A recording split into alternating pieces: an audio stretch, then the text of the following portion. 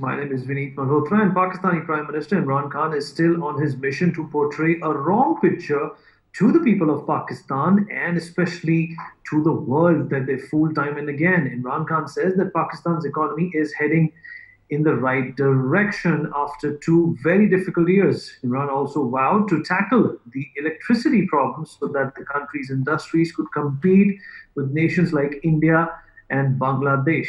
And in a televised message on the occasion of Independence Day on the 14th of August, Imran Khan said that the confidence of the business community on the economy was returning. He said that the improvement was visible from the recent upsurge in the stock market and revenue collection, but the reality is far from what Imran says. The prices of essential food items in Pakistan, folks, have increased many-fold in July following a drop in production and an increase in petroleum prices. The consumer price index based monthly inflation increased to 9.3% of an year on basis in July 2020. The outbreak of the COVID 19 pandemic weakened consumer demand, putting downward pressure on commodity prices as well in the country of Pakistan. Additionally, the country has increased the prices of petroleum products substantially, causing an increase in non food inflation as well. The crux of the matter is that when the economy is going south for Pakistan, then why is Imran Khan pointing upwards? Well, obviously, this is a symptom of a larger problem, and that is the reason we have experts who are going to tell us what the problem is and what can be done about it. Joining me on this particular platform is Major General Dr. Gigi Dwivedi, Global and Strategic Affairs expert. Dr. Sharad Kohli, who is an economist, also joins us on the platform. Mr. Sumit Peer, political analyst. And last but by no means the least, Ambassador Ashok Sajjan, former diplomat. And General Dwivedi, let me start by asking you a very simple question. Well, Pakistani people are being fooled every now and then, sometimes by the army, sometimes by the ISI, and sometimes by the Prime Minister.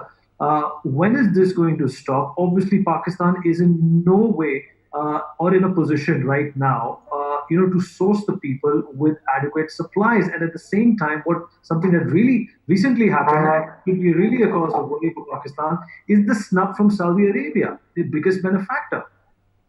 Absolutely, Vineet. Actually, if you take a pragmatic overview of Pakistan, it's really a sinking nation. Am I audible? Yes, yes, sir. We can hear you loud and clear. Go ahead, sir. It's a sinking nation because it's under a deep debt, and there are 3, 4 reasons for this. Firstly, Pakistan economy has always been, on the loans and charity. They have not actually built a strong foundation for a strong economic nation. Second issue is that there is a intense corruption, and due to the corruption, the benefits of any tangible benefits have not reached the common people. Thirdly, the economy is controlled by the army, and recently their chief was heading a corporate meeting. Now there are 3, 4 very important indicators why Imran Khan as Prime Minister is wrong, because you don't have to be economist to actually get the fundamentals of economy right. Firstly, the economy has grown negative 0.4%. Inflation is around 9%. Their external debt is almost increasing and more than 8%, and their deficit of trade is something like $26 billion. The money they were getting from the Gulf, that has also dwindled. That was something like $20 billion. Now, how they have actually increased the revenue is, as you rightly said, due to the increase of petroleum prices, and that has increased the revenue. But the revenue has been stagnant for last 10 years at less than 10% of the GDP. So I'll just make 3 conclusive statements. Firstly, Pakistan people are being fooled by the government, by the army, and by the system itself. Second issue is that Pakistan is in dire state, and it is totally dependent upon some kind of aid or charity or loans, because it's taking loans to do its debt servicing. And thirdly, this is not going to last very long. They'll have to either lease some of the territories to China, they'll have to go for very stringent measures, But if they don't do that, Pakistan is going to sink under its own debt trap. Absolutely. Ambassador Sarjanhat, what do you make of the financial situation that Pakistan finds itself in continuously? And, it's laughable. It's laughable to the extent that it's deplorable that they want to compete with India. It's okay if if they competed, with some of the erstwhile, Russian countries. But, even thinking of competing with India at this point in time is perhaps another lie which Imran Khan is peddling. No, absolutely. And I think the people are going to look through it very, very quickly. As it is said, you can fool some of the people, some of the time you cannot fool all the people all the time.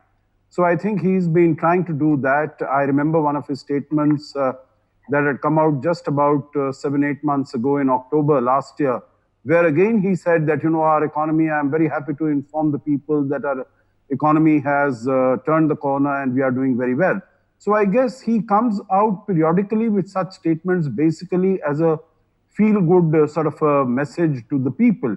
But I think also because he might be fearing that his own position is under threat, his own position is under attack. We have been hearing about that for quite some time. So basically, to send out this positive message so that people don't get against him so much. We've seen very recently, he doesn't have the money even to pay the $1 billion that the Saudi Arabia demanded of him, that he has to return that, what was given to him just about 2 years ago. And also the concessional rates on which petroleum was being provided, that has also been cut down by Saudi Arabia. So I think it is under very severe economic stress. As far as FATF is concerned, it is on the grey list. So obviously there is not much investment that is coming in to the country. So, and the final nail on the coffin, one can say, is the COVID pandemic. So, all the countries have suffered. It is, as General Dwivedi has mentioned, its GDP for this year is minus 0.4%. So he is, and this is data that is from the ADB. So this is a pack of lies that he is mentioning. He is going around peddling that the economy is doing well. We had heard just a short while ago as to how even the ordinary bread, the naan, had become so very expensive that people did not have the money to buy it. They didn't have the money to purchase it. So I think he's trying to spread these false lies and canards that the economy is doing well, but it is going to be found out soon because the condition of the people is going to get worse. The prices are going to rise. There is electricity is not available in good quantities. It is not available to the industry, to the factories. Manufacturing is coming down.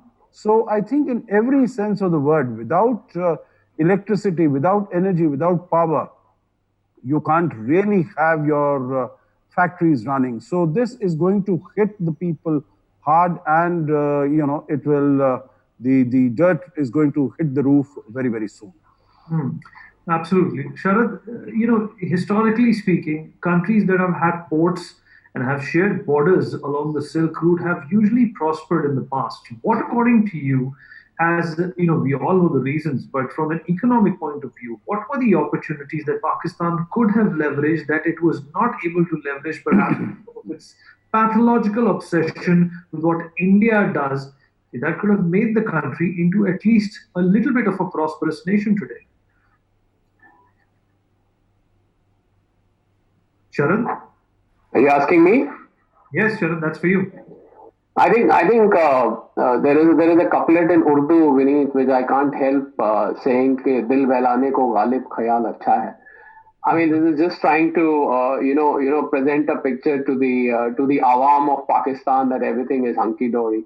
I think the best thing that Pakistan could have done to be prospering is given up its military tie-ups, given up its pro-terrorism pursuits, given up its obsession with India, given up its obsession with Kashmir, and so on and so forth. I think the whole world knows that why China has devastated literally it's been a case of devastating one's own self, and Pakistan can hold nobody but itself responsible for the dire state it is in right now.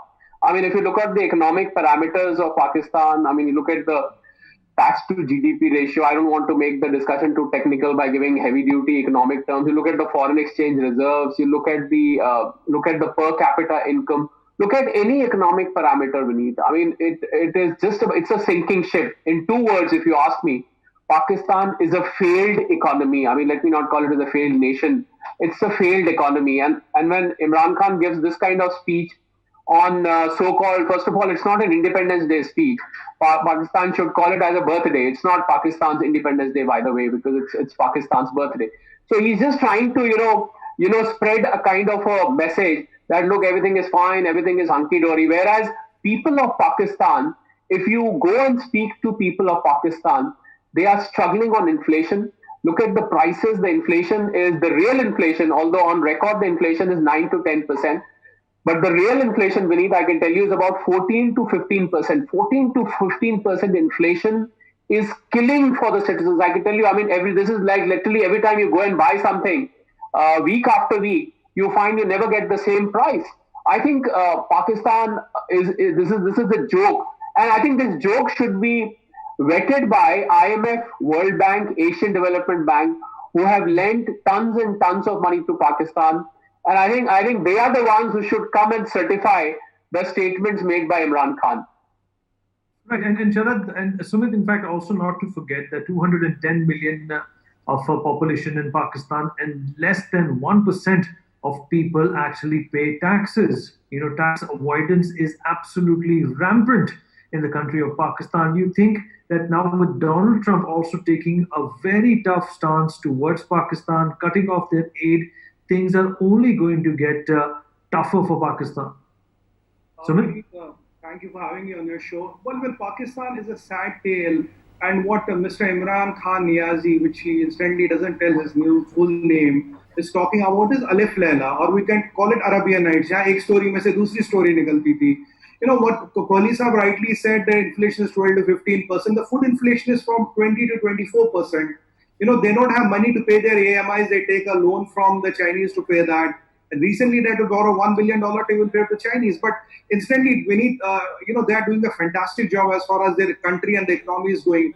Who was the guest of honor on 14th of August in their High Commissioner in Afghanistan? It was UN designated terrorist Gulbuddin Hekmatyar. So the chief guest of the function in Afghanistan was Gulbuddin Hekmatyar. Now Osama bin Laden is a shaheed in Pakistan. And this Imran Khan Niazi believes Germany and Japan share a border and there's an industrial estate there. He also believes Pakistan is importing water. And then, who's running the polio campaign along with Bill and Melinda Gates Foundation? It's the army, it's not the civilian government. Who's talking to the Chinese? It is the army. Now, army chief is going to the Saudis because they're upset with Imran Khan to make sure some funds keep on coming. That is the plight of things in Pakistan. Pakistan is a sad story. It's a bluff of lies. Instantly, they are the biggest exporters of donkey and donkey hair. In fact, one of the Maulana Saab is on record saying now we should start selling dogs to Chinese. Because हमारे यहाँ कुत्ते बहुत हैं तो उनको चीनियों को बेच देते हैं. The Prime Minister is deciding the rate of roti and naan. That is the real state in Pakistan. Now, except saying stories of Alif Laila or Arabian Nights, where a story comes into another story, what can anybody say? You are failed, you are doomed. Your obsession with Kashmir has costed you your life. The thing is that today with India and China in the clash of titans, if Oliver wants to get his head in and bashed, blame the Oliver. And there's no mask for guessing, who is the Oliver here? The biggest thing which Imran Khan Niazi should address his people today is when you are going to become an absolute colony of China. And you should also tell your people how your Pakistaniyat is under threat, because Chinese human invasion is happening to Pakistan, where thousands and thousands of Chinese boys are marrying the local girls. At this rate, after 10 years, there's nothing called Pakistan. The ethnicity of Pakistan is the biggest threat to them. There'll be no Pakistan. Forget the economy-wise, they are doomed. Kashmir will never come their way. These all are history now. What they should really worry is to protect whatever is left in so-called Pakistan. And Imran Khan Niazi should protect them from China. Baki to kuch nahi hoga. I mean, no wonder if you get a Afridi, if you get a Miyadat, if you get somebody else, it will be the same story. You have lost 7 years and you have lost 7 generations, 70 years and 7 generations fighting a mirage, fighting a hallucination called Kashmir, and you have brought your country to shambles with $151 million of medical budget for 22 crore people. What is the point here, Vinny? And one Right. thing I want But to say the Colonel last. Brigadi, what kind of a Cinderella story is Imran Khan, in fact, portraying to the world as well as Pakistanis? He has to understand that these lies, like, they won't have too much of a distance to walk. But at the same time, the defense budget, Colonel Dwivedi, is another big chunk, out of the budget, which could have been used to develop the economy. Do you think that is also another reason why Pakistan has not been able to reconcile its resources and put them where their industries are? Absolutely, Vineet. Before I answer your question, I'd like to recall the statement of the former Prime Minister Bhutto. He said that Pakistan will eat grass but will have the atomic bomb. Well, that's exactly what is happening. Pakistan is almost about to eat the grass, but they will ensure that the army is well looked after and the defense budget keeps increasing by double figures. Last defense budget was almost $10 billion. Now, the Pakistan has its priorities wrong because its priorities are basically to compete with India. Even if it can go to hell, it will compete, and that is not the case with the GDP of $264 billion is trying to compete with a nation of $3 trillion GDP. Now that's not going to work out. GDP of Pakistan is less than GDP of Bombay.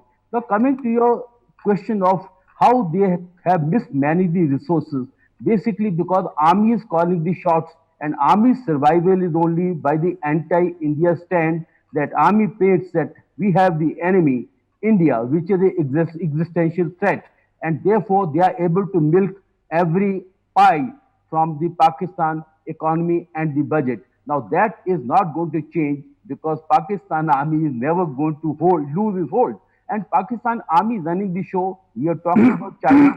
There's a very symbiotic relation between the PLA and the Pakistan army. PLA, as long as army is calling the shots, is fine with Chinese. So therefore, in summary, I'll just make 2 points. Firstly, Pakistan destiny is not going to change as long as army is going to call the shots, and as long as army is there, it will get its chunk of budget or chunk of cake because they are the one who are deciding the destiny of Pakistan. Hmm. Absolutely. And Ambassador Sajana, how important is it for Pakistan, to work out a new system if they want to sustain themselves as a nation that has an income? How easy or difficult is it going to be for them to come out of this? Because this system where the army controls everything and something which was also laid out by Zia ul Haq when he made the entire system very Wahhabi in its nature. How important is it for this to be dismantled? Well, I guess it is very important for all its neighbors for peace, stability, security, and prosperity in the region for its Wahhabi system to be dismantled. But the powers that be, those who have interest there, let's say, for instance, China, or for that matter, even Russia, or even the United States, I think what they will do is they will ensure that there is because what is going to happen if the economy is not doing too well, then the whole system, the whole country crumbles and it dissipates, it disintegrates into four or whatever constituent parts. This is something that the major powers that have an interest there, this is not what they are will allow to happen. China is definitely not going to allow this to happen because again, if it disintegrates, if the country disintegrates, you have nuclear weapons. Where do they go? Do they go into the hands of the terrorists? What happens to all the investments that they have put in the China-Pakistan economic corridor? So, they will keep China particularly, but I think even United States has an interest to ensure that Pakistan does not integrate. And that is why some sort of support, either moral, political, diplomatic, or financial, will be coming. But in my view, basically from China, because China has too much going in for it, because not only the financial investments that it has made in the China-Pakistan economic corridor, but also if the terrorists start coming into the Xinjiang region into, and there is again an impetus to the ETIM, that is the group, the East Turkestan Islamic movement, and that creates problems for China in the Xinjiang region. It's going to be difficult for them. So whatever it takes, that is why China is investing so much in having good relations with the army, because they know that the army will be able to control, maintain a semblance of control, irrespective of what the civilian government does. And that is why it has been pressurizing Imran Khan and Pakistan that the Balochistan Liberation Army, BLA, Pakistan should go to the United Nations and get that designated as an international terrorist.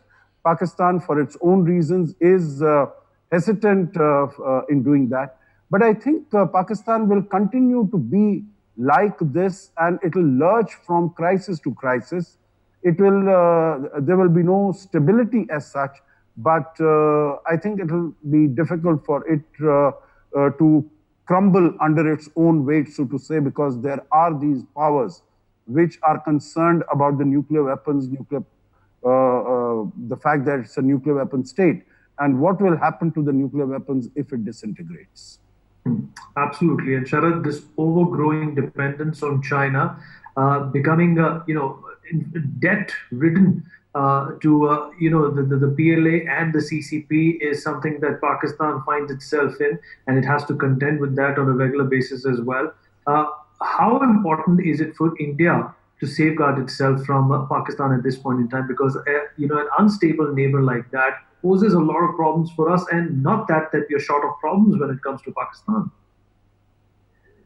Vineet, we've been talking about Pakistan's system of governance for a very long time. I remember on your channel, I've been part of several discussions where we've been talking about the Pakistani army calling shots, and we don't know who really runs Pakistan, although it's an open secret that Pakistani army runs.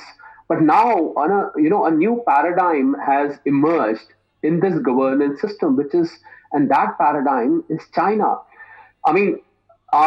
A very, very confidential and a very reliable information which comes from Pakistan's economic ecosystem and the system of governance says that not even the army, there is a diktat coming from the Chinese, when it comes to taking major decisions, because most part of Pakistan is now pledged, literally pledged, I'm using a very strong word, is pledged with China, the kind of investment which has gone on into the Chinese. I'm not just referring to the economic corridor.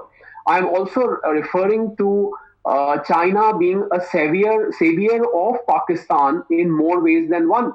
So I think India now, coming to your question very specifically, India now faces this dual problem of dealing with Pakistan, whereas by default dealing with China.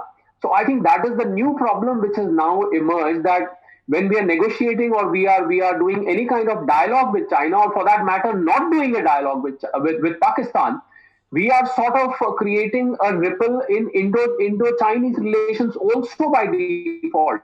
So I think that is for India to worry about right now, that dealing with one country, you're effectively dealing with two countries for that matter. And, the LOC and the LAC, they seem to be merging in terms of ideology. So I think that is where the problem is, and this is what India should believe. But the fact of the matter, Vineet, is that Pakistan per se is a running Ponzi scheme as far as money goes. If not for China, I can tell you with conviction today on your show, we do a very, very close analysis of the Pakistan economy.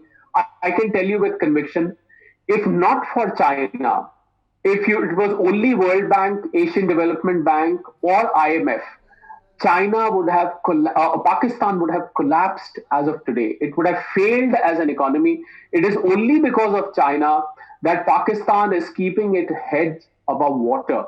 Otherwise, Pakistan, as far as is totally drained out on economic front, it has got no capability to survive. And as my fellow panelists are saying, a disintegrated Pakistan, it is for India to assess whether a disintegrated Pakistan is more dangerous or a Pakistan in this form is more dangerous. I think this is for the defense and the research analysts to see whether an independent Balochistan or a Punjab or probably the North province I mean, how are things going to shape if Pakistan disintegrates?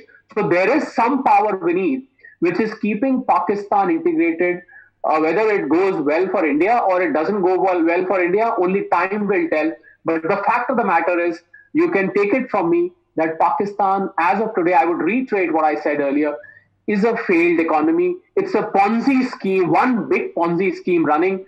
You are just moving the topies on the head. It borrows to repay. It borrows to repay. It's got a loan installment on the head. It gets a fresh loan, whether it is China, whether it is Saudi Arabia, whether an IMF comes to the rescue. The problem with IMF and World Bank, and I can tell you with a lot of determination, is that when, between a lender and a borrower, when a lender lends to the borrower, there is a situation when the borrower says, sorry, my hands are up, I cannot repay this loans. Either you give me another few $100 million or you lose your money. That is the situation before IMF, World Bank and ADB as of today. If they do not lend, poor things, they are in trouble. If they lend, they are in trouble. So it's one big debt trap that not just the borrower, but the lender is also caught in. We've run out of time and just the last couple of minutes left into the debate. And Sumit Peer, what will become of the Pakistani generals who have exploited the system for so long? What will happen in Rawalpindi now? That Imran Khan has been, peddling these lies about the economy going from, bad to okay. What are the generals going to do or say about this now? I think generals are the real masters of Pakistan. We need, out of 8 billion, this defense budget, $2 billion go to pay their pensions, $4 billion they pay to China to buy their toys. Fauji Tanzim has $30 billion of business, they don't pay taxes. Another 300 million goes for them for their, perks. That is the reality of the Pakistan budget, where the Pakistan budget goes. But there is something very, very unique about Pakistan. They all carry these big medals on their chest. They have lost all the 4 wars. They have lost on all the fronts. I fail to understand where on this earth, on which gallantry did they get these medals?